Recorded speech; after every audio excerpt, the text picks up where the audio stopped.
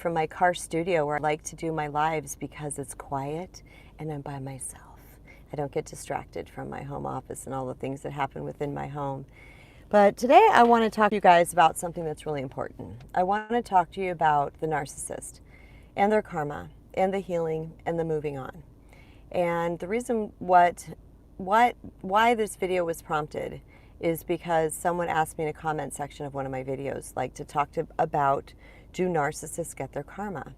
And I tried to record a couple videos about this. What happened is that I was like, I know the universe, and when something's resistant for me, then I'm like, okay, I'm not supposed to record a video on this. I'm supposed to give a live talk. Now, the reason why I knew it needed to turn into a live talk is because every time I tried to record a video, I couldn't get the words out and I couldn't articulate it the way I wanted to. And I thought, you know what, I need to make this in a longer form content because I really want to dive into this deeply with you guys today, because this is something that is really, really super important.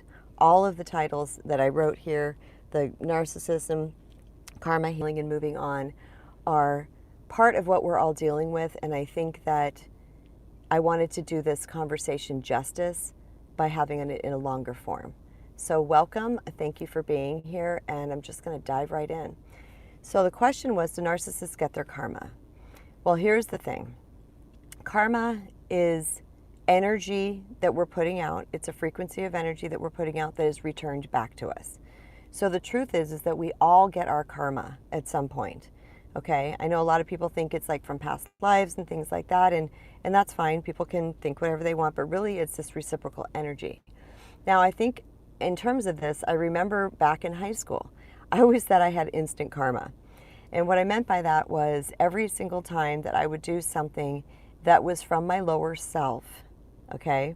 Let's say I gossiped about another person in high school or something like that. Somehow, some way, that thing came back and bit me right away. Like, it wasn't long. It was a day or two afterwards. And I was like, okay, don't do that, right? I learned right away, don't do that, because it's going to come back and bite you. And that has been kind of my theme my whole life, is that I'm very mindful about the things that I do and I say and the energy that I exude and the part of my psyche that I am coming from, whether it's my higher self or my lower self, because I know that it's going to come back to me at some point. So I want to be sure that I'm resonating a good energy. So when the question arises about, do narcissists get their karma, there's a lot that's going on here. One is that for the narcissist abuse survivors, the people who have been through this with a narcissist, we have a lot of feelings that are going on inside of us. We've been betrayed, we've been lied to, sometimes we've been cheated on, we've been verbally assaulted, maybe even physically assaulted. I mean, there's a lot that goes into this, and I won't get into everything that narcissists do because there's so much about that on YouTube that people can research if you want to know more about that, because that's not my wheelhouse. My wheelhouse is healing from dysfunctional and lopsided relationships, which are often narcissist associated. Whether it's a covert narcissist or it's an overt narcissist, it is still the same thing. We are still suffering from the hands of somebody else's behavior, or the words or the actions or whatever it might be from somebody else's behavior. And it can be really mind-blowing, okay? Because everybody I know who's dealt with something that has to do with narcissism with a person in their life, it's just like, it's crazy making, because you're what I call the sane one in the room, and I'll explain that in a second. And so you're trying to come to the conversation with sanity, and this person is not having any bit of it. So it can leave us feeling very angry, very resentful, and very bitter. Well, here's what I've learned about not only the narcissists in my life, but the betrayers and the people that have hurt me in my life. I remember being so incredibly upset with them that I couldn't wait to watch them get theirs. I remember sitting there like eating popcorn, like I'm watching a movie, just waiting in the wings for something to befall them, because I wanted to feel justified. I wanted to feel satisfied that they got their karma, and there we go. But what happened repeatedly was that I never got to see it. No matter how long I waited, I never got to see their karma returned, at least not in an up close and personal way, which means I wasn't in the front row seat while this was happening. Because a lot of times it's their karma will catch up to them in some way, but we don't know when that's going to happen or how that's going to happen. And here's why. Because God's got them. The universe has them, just like the universe and God has us. So just like my karma was returned to me, even if something as small as maybe talking bad about somebody in high school or gossiping or being jealous or whatever it was back in the day, that came back to me. So I knew that sitting and wishing that something was going to happen to another individual was actually muddying my own karma, because I was putting out a vibration of wanting somebody else to hurt. And that is actually the opposite of what coming from our higher self is, which I just told you guys about, that when we come from that lower self, that lower vibrational energy, that is going to be returned back to us. So by me wishing that, I knew that I was muddying my own waters. But I want to just segue just a little bit into what I noticed with the main narcissist in my life. Now, I did have several, but they were in several different formats. Like I said, one was very covert and one was very overt. So the person that was overt, which was my second husband, even though we were no longer speaking and he was no longer in my life and I no longer saw him, what happened is that from afar, people were reaching out to me and I was hearing things and I was like, wow, things are not going so great over there. Because at some point, we have to keep in mind that we are holding up that narcissist in some way because we are feeding them that attention and stuff that they need. And many times we are the overgivers, we are the over-accommodators, we are the people pleasers. So what do? Is we keep trying with this person. Many times we're doing so much for them that they're not even having the ability to heal because we have not learned to maintain those healthy boundaries with them so that they can actually do the work that they need to do if they so choose, which is another thing that comes up. What I know for sure about people in life, and I've seen this repeatedly, is that a lot of people will not even attempt to heal or to change something about their life until the pain of staying the same outweighs the fear of going within, and looking into the world for another option, another answer. How can I do things better? And narcissists have had such a game of manipulating people, and they're charming as hell, like we all know, and they can work things with people, and they'll work this for a while with this person, and when then that crashes and burns, it doesn't matter to them. They move on to the next person because that worked for a while. They blame us. They act like it's our problem because they have no self-awareness. And then they go and manipulate and do the workings with another person. And they suck that person in for a while until that person's hip to the jive and that relationship crashes and burns. And this can be work relationships. This can be friendships. This can be romantic partners, whatever it is. That works for a while. And then when that stops working, they move on to another person. But at some point, what I've seen is that this catches up to them. And it catches up to them in a very big way. However, we don't know when that's going to happen. It can happen soon. It can happen later. We don't know if, we're the cherry on top. So when, they start to crash and burn after our relationship, or if it's going to take another couple of relationships after that. But this is where free will comes in. And a lot of people, have a lot of harsh feelings regarding narcissists.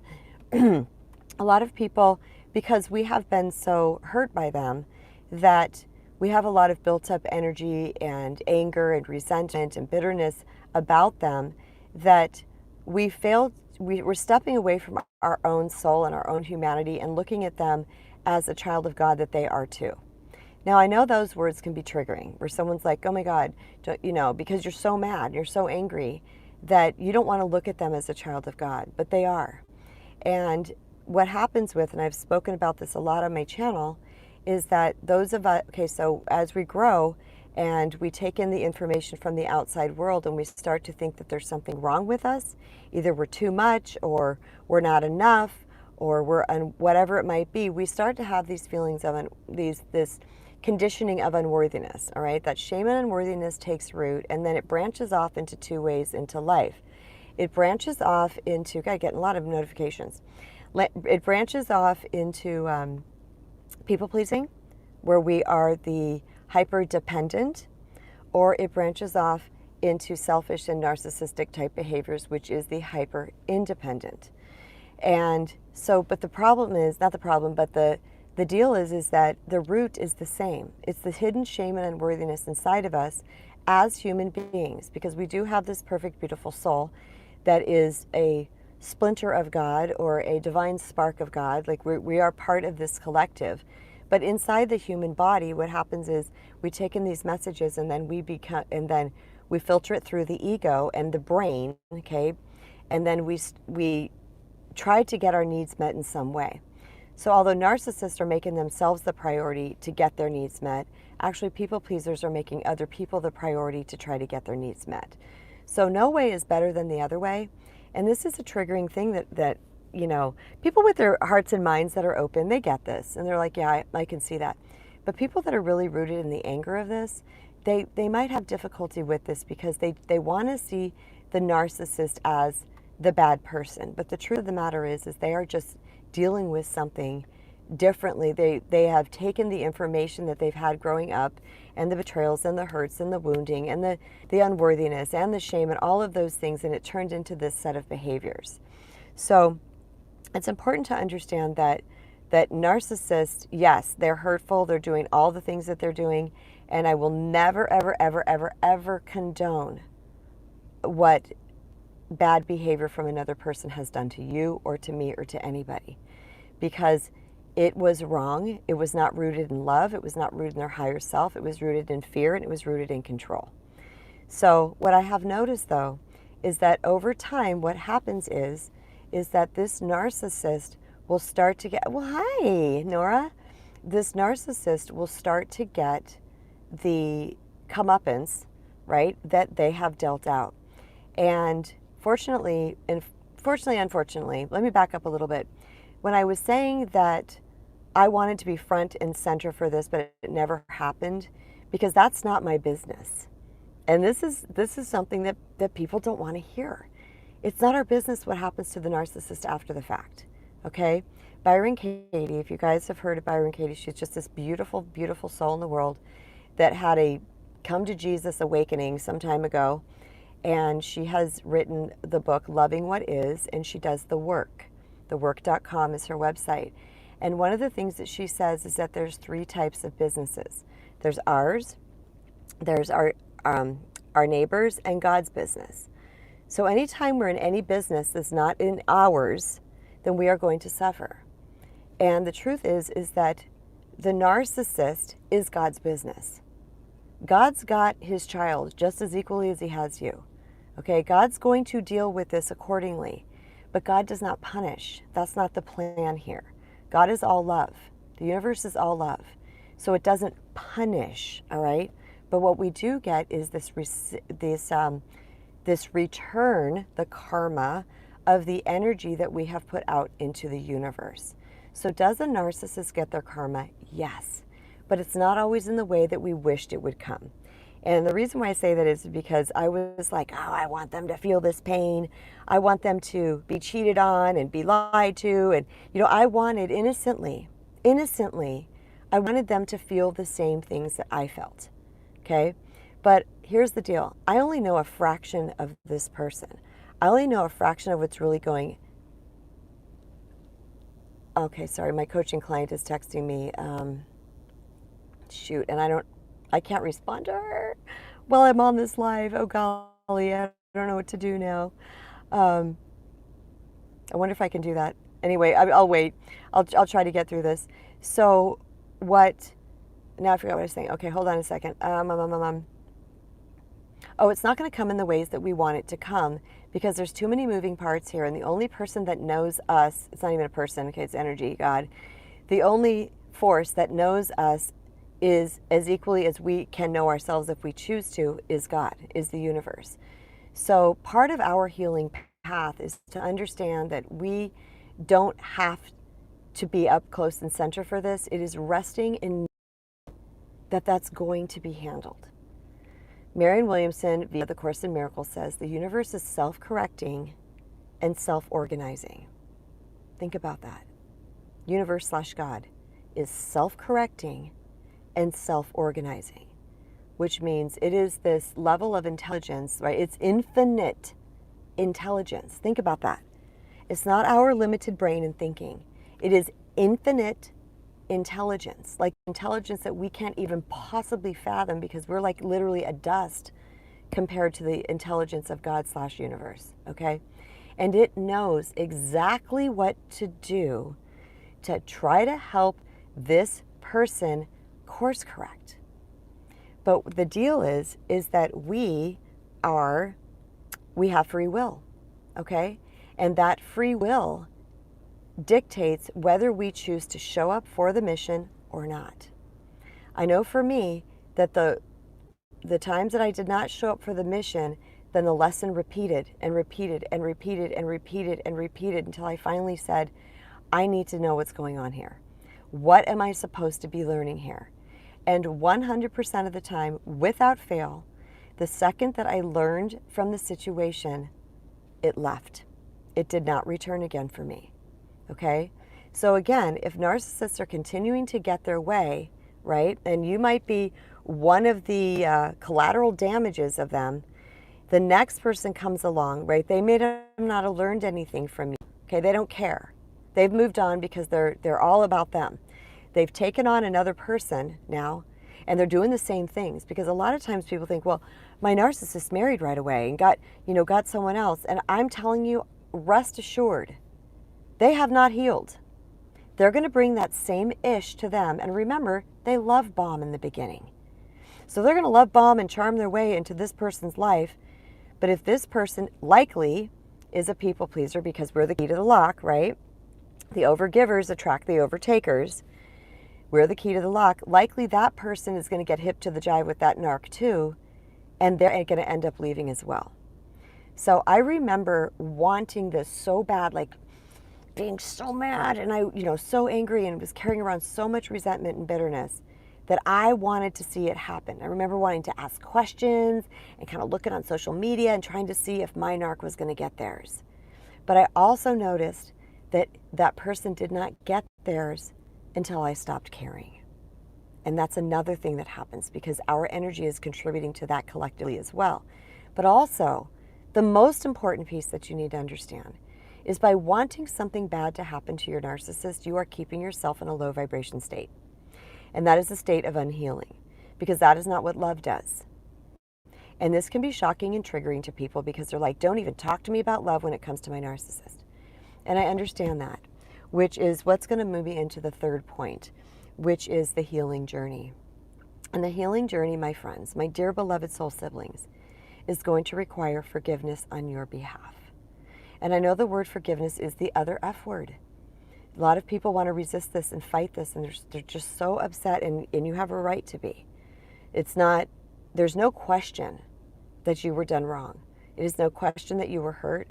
And there is never, like I said earlier in this broadcast, there is never any condoning of that behavior. So it's important to understand that forgiveness is never about condoning.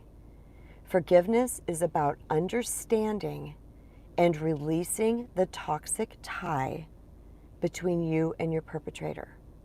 I had a toxic tie. There's 3 horses. Oh my God, there's 3, 4, 5, 6, 7 horses coming down the road. I just got to show you guys. This is my youth, all right? I grew up in a, can you see him? Here's there. Hi. I'm filming him. She waved to me. I don't know if you guys can see this. Okay. I just absolutely love horses, and I'm in an area that they have a lot of horses and farms, and I love this. Anyway, this is my youth, you guys. This is what we did. Anyway, so forgiveness is the key here, and it's a large part of the healing journey, which a lot of people want to overlook or bypass because they're still stuck in their ego, and they want to control, and they want to see the bad things happen to another person. But what we're doing when we're staying stuck in that is we're disconnecting from our higher self.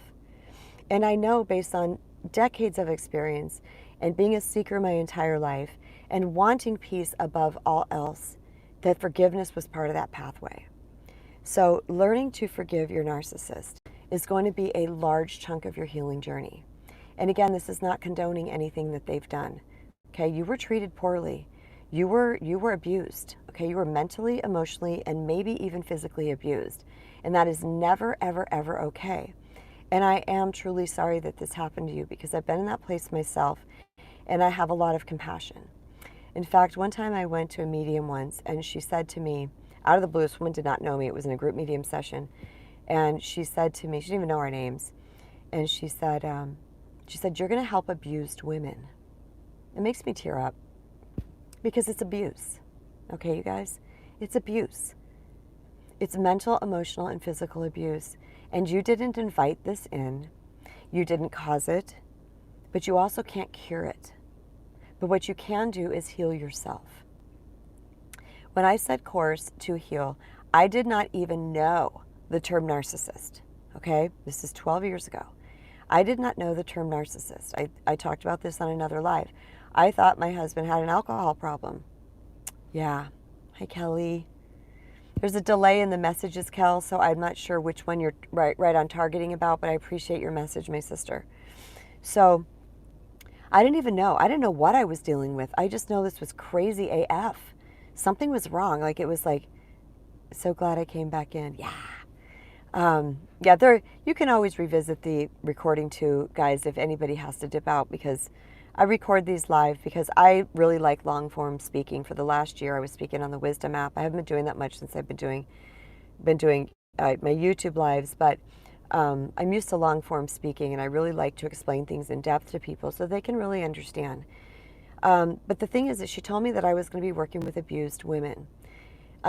She said women, but the truth is too is that I've worked with abused men, because this is not a male-female thing whatsoever. In fact, I venture to tell you guys, I was thinking about this the other day about cheating. Everybody wants to blame the man. Okay, like men cheat, men cheat, men cheat, men cheat.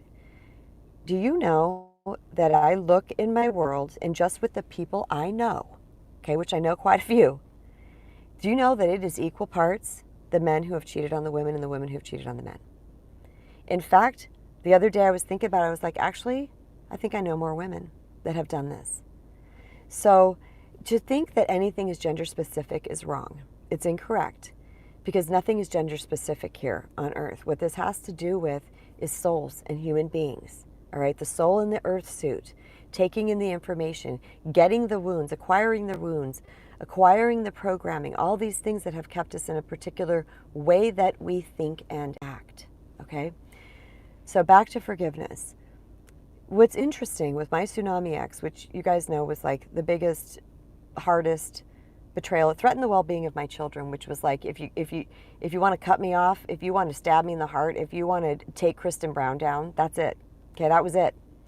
All right, it was like, for some reason I could take it, but the fact that I was going to be homeless with 3 kids in tow was like, rocked my flippin' world. So you would think that I would have so much anger for him. But here's the thing. During that time, I'm at the nail salon trying to relax my mind before going. Love you. But here's the thing, you guys, is that I'm going to sneeze. I got a sneeze brewing. Okay, I'll just keep talking until it comes. So the thing is that, yeah, forgiveness is amazing. Kelly just said that just now. It is absolutely one of the best things we can possibly do. So that whole year, like, there was a slow burn, and I often talk about that with the narc. There's a slow burn with them. Thank you, sweetheart. Bless you too. There's a slow burn with them, all right? It's like things are weird, but they're not that weird, or they're not that bad. But over time, it gets worse and worse and worse, and escalates and escalates and escalates and escalates, because we start to speak up. At some point, even people pleasers will start to speak up, because we're not all like stage 5 doormats where we're just like, we just take it and take it and take it. Like, there's spectrums of people pleasing. So what happens is that at some point we start to speak up, and we're like, this is not okay, or we speak up a lot, whatever it is, and then it reaches a boiling point where it gets really bad. But that happens is, and I remember thinking about this too, I'm like, because I processed through this stuff, and I really want you guys to process through this because this is healing. This is where the self-healing happens. Let me take a sip.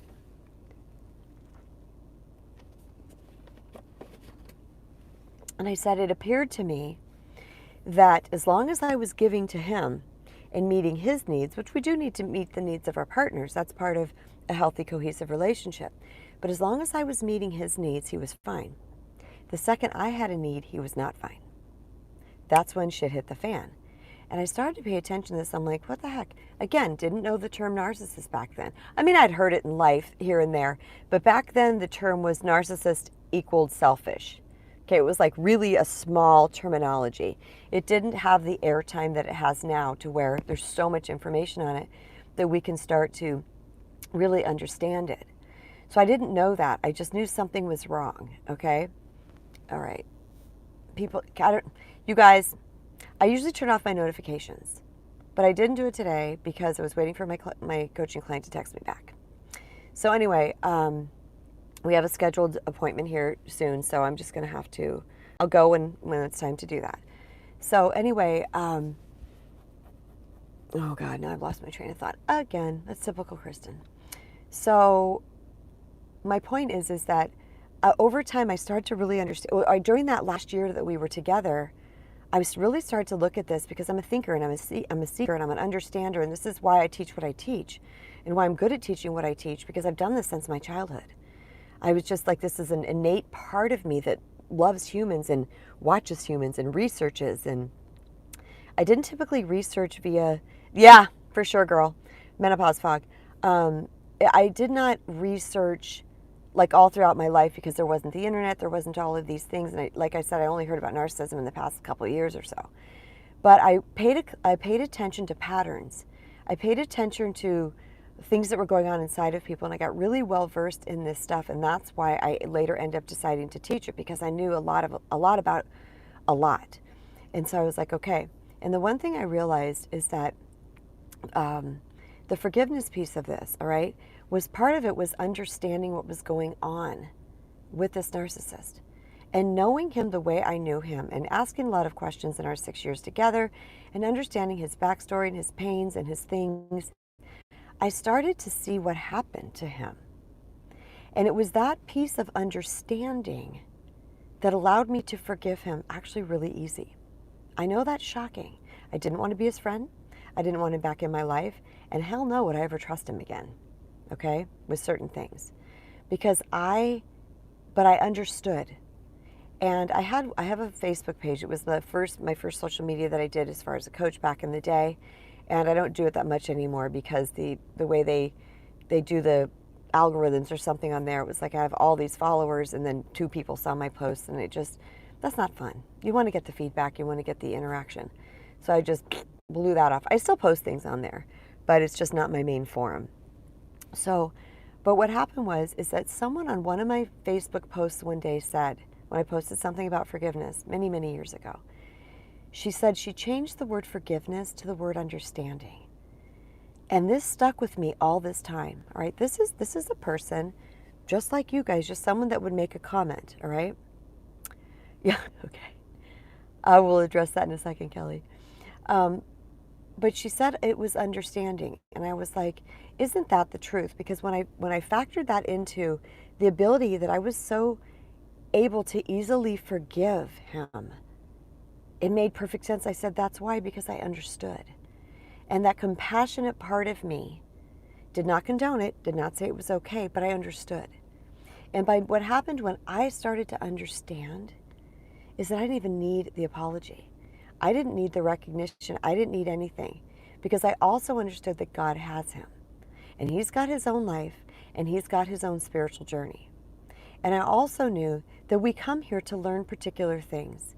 And there's this thing called soul contracts. And what those are is they're contracts we made as souls out in the ethers, when we're still out in the ethers connected to the divinity. We make these contracts, we come here, we enter an earth suit. And what we do is we meet up with those souls along the way, and they are here to work a piece of our life with us. They say we also even choose our parents, which I agree with that. there's also something else. Is this a lot of people fight this because I wouldn't have chosen to have a child die or to be physically abused or whatever it might be, be human trafficked. I wouldn't have chose that. And my response to that is no, your human brain wouldn't have chose that. But your soul chose that for the experience to have. Oh, I'm giving Kelly chills. You're so cool, Kelly. Your soul chose that to have the experience. So when I took this broader perspective and I backed up and I thought, I agreed with him to have this experience with him. That made sense to me as well. Now here's what I want you guys to know. I don't just take any old information and call it real and act on that. Part of reclaiming our personal power in this life is to factor things through our heart center, our knowing. Say, does this resonate or does this not? If something resonates with me, I adopt it. I adopt that as my new truth and I filter it into my life. And this is something, my friends, that narcissists don't typically do, okay? And the reason why they don't is because they're very stuck in their way and they're very stuck in their control and they're very programmed that this is what works for them. Because guess what? It has worked for them. So they're continuing on this journey. Well, for me, being a seeker my whole life and being super intuitive and understanding that there was a God, that there is, I call it God, you guys, you can call it tree. I don't care what you call it. But there is this energy life force. There is the quantum field. There is this infinite intelligence, the force, if you will, okay? And understanding that this was there because as a child, God was my friend. I had heard about God. I didn't, I had a religion, but we didn't do too much. Like my parents weren't super religious where we were shipping off to church every day and things like that, which some people have had that. And that's why they have a hard time with certain terminology. And I invite you to be your own authority and to call this energy anything you want. I don't even care if you just call it energy. Whatever you do, I call it God, so hopefully that doesn't trigger you too much if you have an issue with that. But I'm comfortable with that word because the God that I came to know was all love. So that word was comfortable to me. But I also call it universe. I also call it source.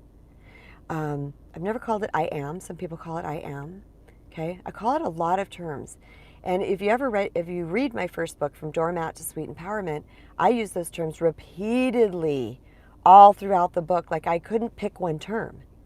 In this current book that is coming up, I am using God and universe. I think I might use source here and there, okay? But I used a bunch of terms because I didn't want to label it one thing because it really is just this beautiful energy.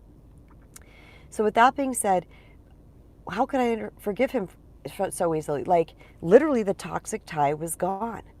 I no longer felt all those things. I didn't agree with anything he did. It's certainly the fact that he abandoned our daughter for 7 years. I did not agree with any of these things he said or did. But I was on a forgiveness loop. I was in a forgiveness repeat of understanding that he is a child of God. Sit down, y'all. Doing the best that he could. This is something people fight me about. And I remember having a conversation with a friend about this, saying that this is the best that it gets. And she literally crossed her arms. She's like, I don't agree with that. They are capable of doing better. And I said, we have the capability. We have the capacity of doing better. But we're only ever doing the best we can with the knowledge and information and experiences that we've had at any given time.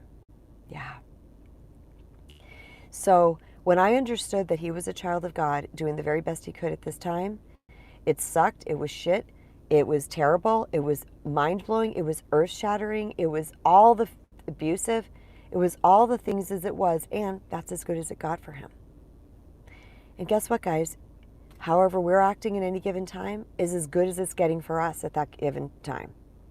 All right? This is why self-forgiveness is one of the, yep, you did what you could do at the time. This is why self-forgiveness is one of the, what I call the self-love tenets. I have 5 self-love tenets. And self-forgiveness is literally the one I list first, grace and forgiveness of self, because you are doing the very best you can at any given time. And so many times we want to beat ourselves up because we hooked up with that, or we stayed for 10 years, or we took it, or whatever that we did. You know, I suck, I can't believe I did that. I have so many people that say to me, I'm like, stop. You did the best you could at the time. Well, no, I could have done this. I'm like, no, because you would have done that.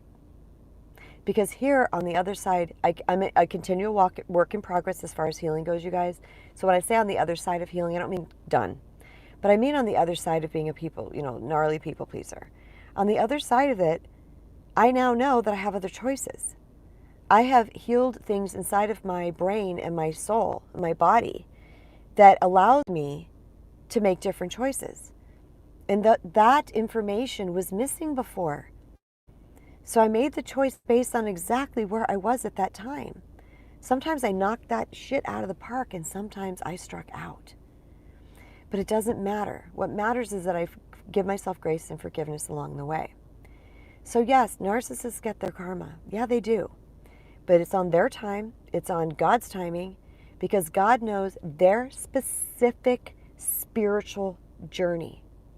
It is highly specialized curriculum that we are going through here to grow ourselves. Okay? And we don't know anybody else's journey. And this is why you guys will see me all the time as a coach. I will not tell you what to do. I give you information. Take the best, leave the rest. You hear me say it all the time. Okay? I say it in the foreword of my book. Or it's, I call it From My Heart to Yours. It's the preface, or whatever they call it when the author writes a little note to the readers. I say, listen, I am not so bold as to know where you're at in life, where you're going in life, what your spiritual path is, what you need. I'm only going to share my experience, and you take what you can that's going to fit, and you leave the rest. I take in information all the time from everybody, okay? I will process through the words that Kelly has, the sweet, beautiful words, and those will pop up in my head later today at some point, and I'll be like, yeah. I'll remember things that were said, and I marinate on those things. And that's what the healing journey is all about. This is why you'll hear me say all the time, the healing journey is not hard. It is just different. Because we are learning new things. What we're doing is we are deprogramming the brain from the wounds that happened in our past. The backstand, okay, all that stuff that happened in the past. We are healing those wounds. That's what the healing journey is. And we all have it, whether we be a narcissist or whether we be a people pleaser, whatever it is. So when I understood that this is why I call everybody my beloved soul siblings, because we are all brothers and sisters here on this planet. In fact, A Course in Miracles calls us all just brothers. We're all just bros. So you'll hear me say that sometimes. I'll be like, hey, bros. And people get offended by people on the wisdom app. They're like, sis. And I'm like, bro and sis. And I'm like, okay, whatever.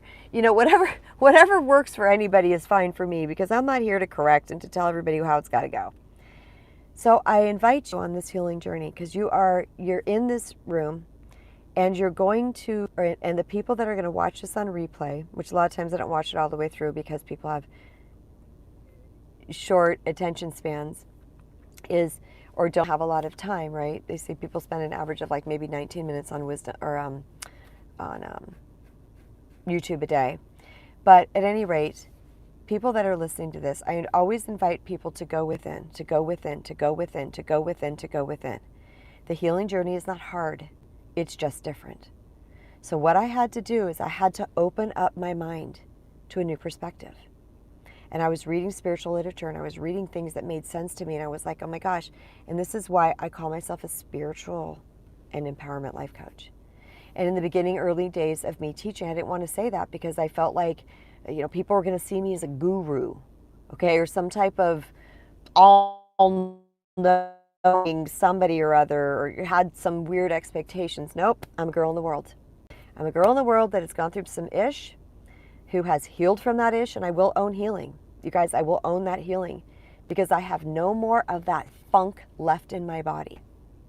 But when I started to see that we are all little divine units of God, and we are little soul siblings running around this earth, making a fat mess. We're toddlers. I say this all the time. We're little teeny tiny baby human toddlers, okay? We're doing the best we can. that information helped me to forgive. And that forgiveness set me free. And that's something that is so important to understand, is that your forgiveness of your perpetrator is going to set you free. If you've ever watched Dateline, people whose bad things happen to family members, okay?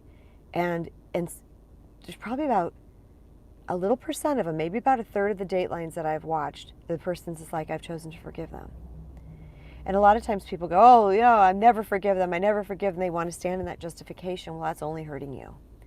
Okay? Doesn't mean you're condoning. It means you're releasing the toxic tie to the situation.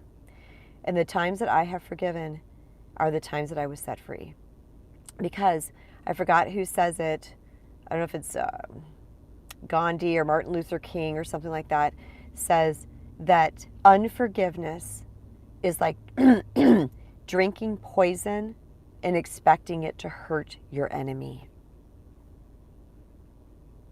Marinate on that for a second, right?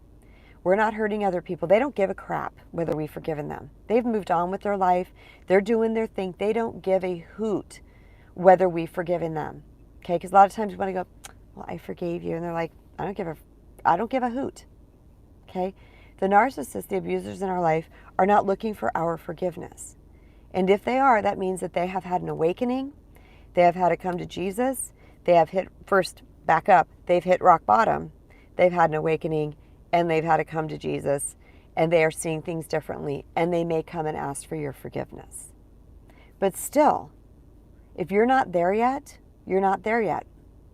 And it's important to know, like, I forgive you, and I'm not going to be around you. I'm not going to hang around you, and I will not put myself in your proximity again. Okay? So, with that being said, I think it's important for us to go within on this journey of our healing from narcissistic abuse, healing from the perpetrators in our lives, to understand that forgiveness is going to set you free. And I want you to be free, because on the other side of that forgiveness is expansion, it's abundance, it is high vibrational energy, and it is aligning with love rather than fear. Because at any given time, we are in our higher self, our God self, or we are in our lower self, our ego self. This is faith, and this is fear. And we get to choose which side that we want to be in at any given moment. By the way, there's no gray. This is one of the things that I learned upon my path. When I read that in some literature, I was like, oh, I'm gonna look at that. And every time I was responding to something, I'm like, well, that was a fearful response.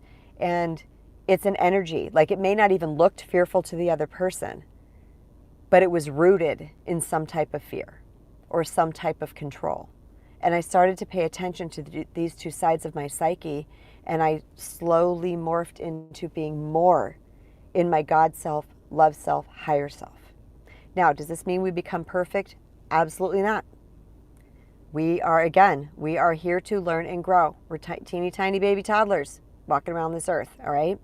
So it doesn't mean we're perfect. It doesn't mean we don't have bad days. It doesn't mean we don't have pity parties. It does not mean that we have tantrums sometimes. It doesn't mean any of that.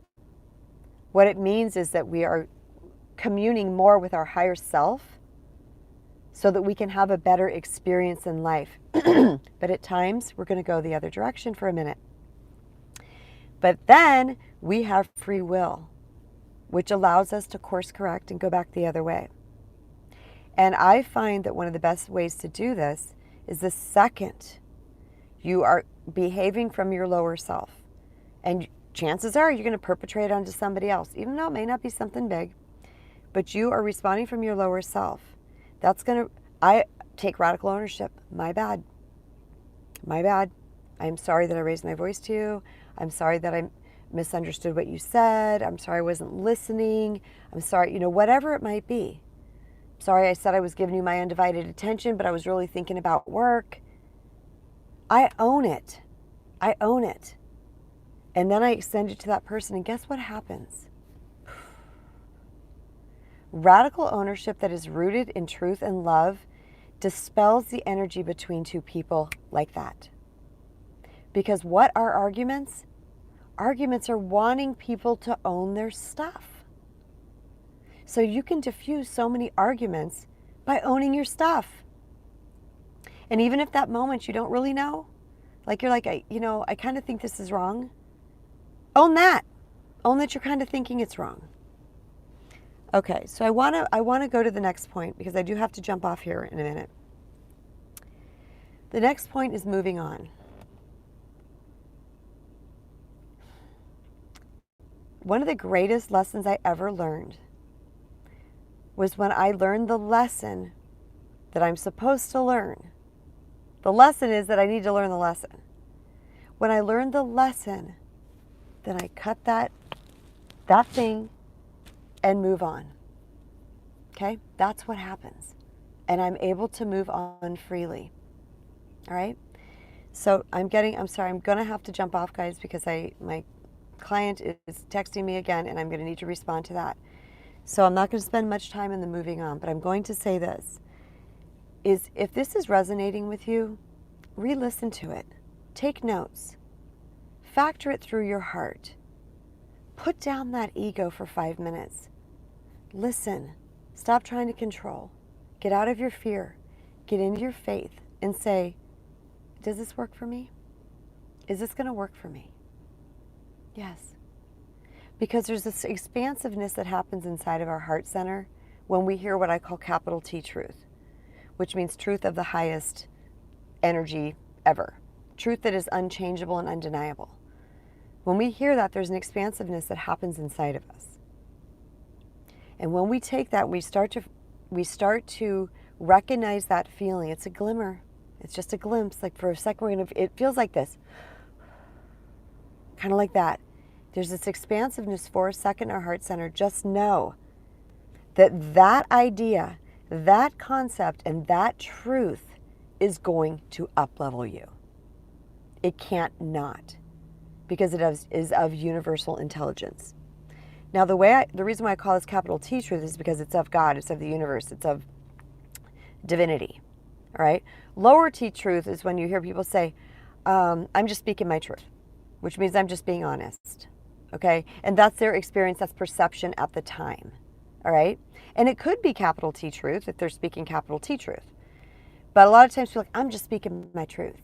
Okay, well, yes, you need to speak your honesty. We always need to be honest with people. But capital T truth is a whole different cat. All right, you guys, well, I hope you got a lot from this. I really felt called to do this via a live rather than a video because the video wasn't working. I just couldn't quite I just exited out of the whole thing. I was like, I don't know what I'm supposed to do, but I want to respond to this. I woke up this morning and the answer was you need to do a live. Give expansively. That's another thing, one of the lessons that I learned is when I go up against these messages that come to me, that I'm going to struggle in life, okay? Because I would have just kept pushing to try to get it to be a video, when really what God was calling me to do was to make a live about this. So I'm making a live about this because that's what I was called to do. Now, I don't know who this is going to reach. I don't know what's happening here. I don't even know any of the, sorry, I'm getting another text. I don't know any of the, what's going to happen behind the scenes with this. And that's part of letting go, letting God. Okay? I completely surrender to what I'm guided to. But always, every time, in hindsight, I see how it was perfect. In the moment, we don't really know. Like, why am I being guided to this? Okay. And we want to know. And that's part of the control that I was talking about earlier, the part of the ego wanting to control. But when we just go, all right, this is what I'm feeling called to do right now. I'm just going to do it. And I don't know what the results of this is going to be, but I'm going to do this. In hindsight, it's always going to make sense. So I want to thank you guys for being here. Thank you everybody who has joined and come through this room and is going to listen to this on the replay. If you have any questions, please be sure to hit them in comments because it gives me inspiration for making other videos and other YouTube lives. So be sure to ask your questions. I would love if you guys give me a thumbs up because that helps the algorithms recognize my channel because I'm not going anywhere. So it may as well just get big. I'm just going to say that. All right, you guys, take care. So much love to you all. Hope you got a lot of value from this, and I will talk to you next time. Bye.